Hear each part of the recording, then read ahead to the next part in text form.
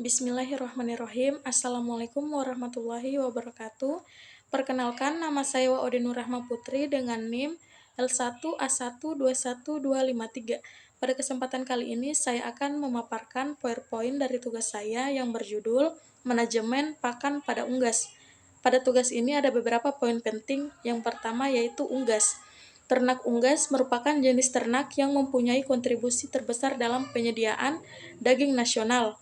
Data Statistik Peternakan dan Kesehatan Hewan, Direktorat Jenderal Peternakan dan Kesehatan Hewan, Kementerian Pertanian Republik Indonesia pada tahun 2020 mencatat bahwa populasi unggas di Indonesia mencapai angka 3.618.323 ekor. Poin berikutnya yaitu bahan pakan. Bahan pakan adalah setiap bahan yang dapat dimakan, disukai, dan dapat dicerna sebagian atau seluruhnya, dapat diabsorpsi, dan bermanfaat bagi ternak. Oleh karena itu, agar dapat disebut sebagai bahan pakan, maka harus memenuhi semua persyaratan tersebut. Sedang yang dimaksud dengan pakan adalah bahan yang dapat dimakan, dicerna, dan diserap baik secara keseluruhan atau sebagian, dan tidak menimbulkan keracunan atau tidak mengganggu kesehatan ternak yang mengkonsumsinya. Poin berikutnya, manfaat pakan. Komponen pakan yang dimanfaatkan oleh ternak disebut zat gizi. Pakan berfungsi sebagai pembangun dan pemelihara tubuh, sumber energi, produksi, dan pengatur proses-proses dalam tubuh. Kandungan zat gizi yang harus ada dalam pakan adalah protein, lemak, karbohidrat, mineral, vitamin, dan air. Poin berikutnya, berdasarkan kandungan zat gizinya, bahan pakan dapat dikelompokkan menjadi 5 kelompok, yaitu 1. Pakan sumber energi, yaitu pakan yang mengandung protein kurang dari 20%, serat kasar kurang dari 18%, dan kandungan dinding sel kurang dari 39%. Kedua, pakan sumber protein, yaitu pakan yang mengandung protein lebih dari 20%. Ketiga, pakan sumber mineral. Keempat, pakan sumber vitamin. Dan kelima, pakan tambahan atau feed aditif. Poin berikutnya yaitu jenis-jenis pakan pada ternak unggas. Ada beberapa jenis pakan pada ternak unggas. Yang pertama, sorghum. Kandungan gizinya memang tak bisa diragukan, tapi tak boleh terus-menerus diberikan kepada ayam. Perlu didampingi dengan pakan jenis lain seperti kedelai, tujuannya supaya ayam tidak mengalami masalah bengkok pada kakinya akibat kekurangan kalsium. Kedua, tepung ikan. Dibuat dari bagian tubuh ikan yang dikeringkan dan dijadikan tepung. Biasanya dipakai untuk pakan ayam dewasa agar proses reproduksinya menjadi lancar. 3. Kacang kedelai. Untuk mendapatkan nutrisi dari kacang kedelai, perlu diolah sehalus mungkin sebelum dijadikan pakan ayam, supaya proses mencerna makanan yang dilakukan ayam tidak terganggu. Kemudian, nutrisi penting di dalamnya diserap maksimal oleh tubuh unggas tersebut. Keempat, pelet. Merupakan jenis makanan alami untuk ayam yang terbuat dari bahan alami yang digiling kemudian dipadatkan. Isinya sangat lengkap, ada yang berupa jagung dicampur dengan kedelai, tepung ikan, vitamin, sayuran, dedak, hingga kunyit. Jadi, satu jenis pakan saja sudah mengandung banyak vitamin dan mineral penting untuk pertumbuhan ayam. 5. Jagung giling adalah salah satu pakan favorit ayam. Dapat diberikan pada ayam anakan hingga dewasa dengan jumlah takaran yang sesuai dengan umur ayam tersebut. Kandungan jagung giling tergolong lengkap, mulai dari serat, vitamin B, vitamin C, asam lemak kalium, omega 6, dan masih banyak lagi nutrisi lainnya. Keenam, limbah gandum, disebut juga dengan pollard, yang didapat dari limbah pembuatan tepung terigu, dengan kandungan serat kasar yang lebih banyak ketimbang jenis nutrisi lainnya, sehingga perlu ditambahkan pakan lain seperti susu, ikan, hingga kedelai.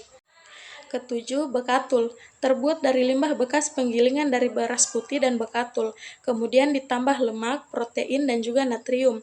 Jika Anda ingin membuat ayam tumbuh lebih maksimal, selain pemberian bekatul, juga diselingi dengan pemberian pakan lain dengan kandungan gizi penyempurna bekatul. 8. Ubi cincang. Ubi memiliki kandungan serat yang tinggi, termasuk kategori sangat menyehatkan sebagai salah satu pakan ayam alami. Tapi, untuk memberikannya harus ekstra hati-hati. Jangan sampai bagian daunnya dikonsumsi ayam karena bisa menyebabkan keracunan. 9. Tepung siput. Mineral di dalam tepung ini sangat tinggi. penting untuk pertumbuhan ayam hingga dewasa. Akan lebih baik lagi ketika diberikan bergantian dengan pakan alami lainnya. 10. Tepung tulang merupakan pakan selanjutnya yang juga bisa dijadikan alternatif. Ada jenis tepung tulang yang terbuat dari ikan, ayam, maupun ikan tuna dengan kandungan masing-masing.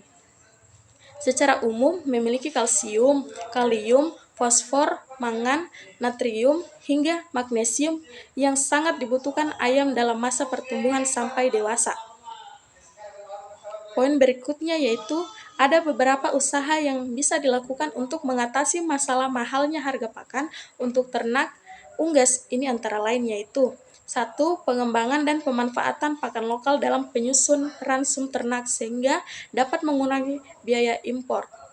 Kedua, bekerja sama dengan lembaga-lembaga penelitian untuk mencari alternatif pengganti bahan baku potensial yang tidak bersaing dengan kebutuhan manusia yang keberadaannya melimpah dan secara kontinu dapat tersedia sebagai pakan ternak. Poin berikutnya, adapun yang perlu diperhatikan dalam memanfaatkan bahan pakan alternatif adalah sebagai berikut. Pertama, kandungan gizi. Ini merupakan faktor utama suatu pakan dipilih sebagai bahan pakan dan harus mengandung zat gizi yang baik serta mempunyai potensi sebagai sumber salah satu zat gizi utama, yaitu sebagai sumber energi, protein, vitamin, dan mineral, atau dua sumber sekaligus, misalnya sumber energi dan sumber protein.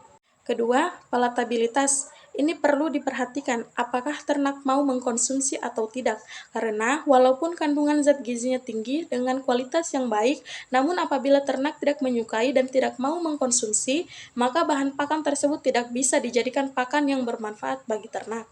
3. Daya cerna. Ini merupakan ukuran untuk potensi zat gizi pakan yang bisa digunakan oleh ternak untuk sintetis jaringan dalam tubuhnya, sehingga menghasilkan produk sesuai yang diinginkan. 4. Zat pembatas, disebut juga zat antinutrisi. Adanya zat ini perlu diperhatikan karena dengan adanya zat antinutrisi dapat menurunkan konsumsi, daya cerna, dan kegunaan pakan, karena zat antinutrisi ini dapat menghambat metabolisme zat-zat dalam tubuh ternak. 5. Harga. Harga pakan ini sangat tergantung oleh potensi dan kontinuitas produksi pakan suatu daerah.